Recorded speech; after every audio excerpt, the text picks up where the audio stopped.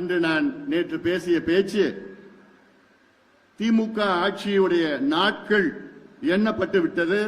இன்னும் 8 மாதத்திலே திமுக ஆட்சி தமிழ்நாட்டை விட்டு அகற்றப்பட வேண்டும். நிச்சயமாக நடக்கும். அதற்கு பல காரணங்கள் இருக்கிறது.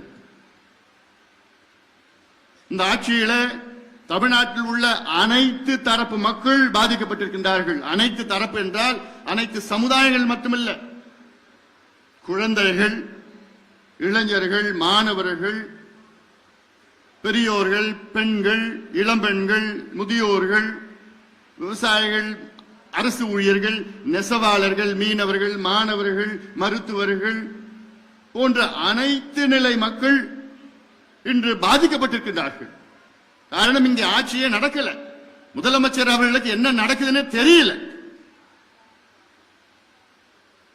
அதையெல்லாம் மூடி மறைப்பதற்காக சூழ்ச்சிகள் செய்து நம்மை போன்ற கட்சிகளை குழப்பம் செய்து அதை எப்படியாவது பலவீனப்படுத்த வேண்டும் என்ற நோக்கத்திலே திமுக முயற்சி செய்து கொண்டிருக்கிறது. அந்த முயற்சி நிச்சயமாக வீணாக வரும். அவர்கள் வெற்றி பெற முடியாது. நிச்சயமாக வெற்றி பெற முடியாது. அதுல சமீபத்தில் நம்ம மிகப்பெரிய ஒரு மாநாட்டை நடத்தினோம். உலகமே நம்மை வியந்து பார்த்தது. 12 ஆண்டுகளுக்கு பிறகு நாம் பலவீனப்படுத்த வேண்டும், நம் சமுதாயத்தை பலவீனப்படுத்த வேண்டும் என்ற நோக்கம் திமுகவுக்கு இருக்கிறது. காரணம், அந்த மாநாட்டிலே நான் பேசிய பேச்சு உங்களுக்கு தெரியும். வன்னிய சமுதாயத்துக்கு துரோகம் செய்தது திமுக என்று பகிரங்கமாக குற்றச்சாட்டு நான் வைத்தேன்.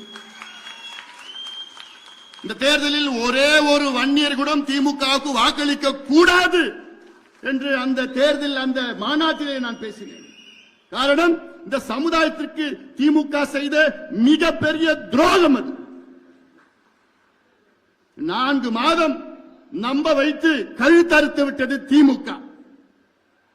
சமுதாயத்தையும், ஐயாவையும், இந்த சமுதாயத்தையும், இந்த கட்சியையும் நம்ப வைத்து 4 ஆண்டுகள், 4 மாதம் 4 ஆண்டுகள், 4 ஆண்டு காலம் நம்ப வைத்து நான் இந்த சமுதாயத்துக்கு இடஒதுக்கீடு தருகிறேன் தருகிறேன் தருகிறேன் என்று எத்தனை முறை சட்டமன்றத்துக்கு உள்ளேயும் போய் சொல்றார், வெளியிலையும் போய் எத்தனையோ முறை சந்தித்தோம். அப்போ ஒவ்வொரு முறையும் ஐயாவையும் என்னையும் பார்த்து நிச்சயமாக நான் செய்கிறேன் செய்கிறேன் செய்கிறேன். ஏன் உங்களால செய்ய முடியல? யார் தடுக்கிறா? உங்களுக்கு அதிகாரம் நீங்க தானே வச்சிருக்கீங்க. முதலமைச்சர் அதிகாரம் நீங்க வச்சிருக்கீங்க. எல்லா அதிகாரமும் உங்ககிட்ட இருக்கு. பேக்வர்ட் கிளாஸ் கமிஷன் அந்த அதிகாரமும் உங்ககிட்ட இருக்கு. எத்தனை முறை நாங்க போய் பார்த்தோம், பார்த்து ஏமாத்திட்டாங்க. அதான் சரி, முதல்ல நாங்க பாக்கிறப்போ எங்களால முடியலன்னா சொல்லிட்டு போக வேண்டியதானே. நாங்க வேற விதத்துல போராட்டம் அதை பண்ணிட்டு இருப்போமே. பார்த்து கரெக்டா போய் வீட்டு பக்கத்துல போறப்பல சிசிடிவில பார்த்தா தெரியுது. நமக்கு முதல்ல பார்த்தா தெரியல. போஸ்ட்மார்ட்டம் ரிப்போர்ட் வந்ததான் பார்த்தா துப்பாக்கில சுட்டு குண்டு உள்ள இருக்கு. எவ்வளவு மோசமானது இந்த கலாச்சாரம். யாரால வந்தது?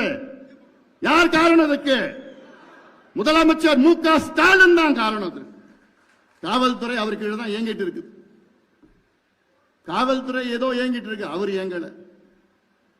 உங்களால முடியலன்னா இந்த துறையை வேற யார்கிட்ட கொடுத்துட்டு போங்கல. நல்லா இந்த துறையை நடத்தவங்க கொடுத்துட்டு போங்க. உங்களால எந்த துறையும் இயங்க முடியல, ஏன்னா தெரியணுமே. யாரோ சொல்றாங்க செஞ்சிட்டு இருக்காரு, அவ்வளவுதான். ஆனா மக்கள் இன்னைக்கு தெளிவா இருக்கிறாங்க.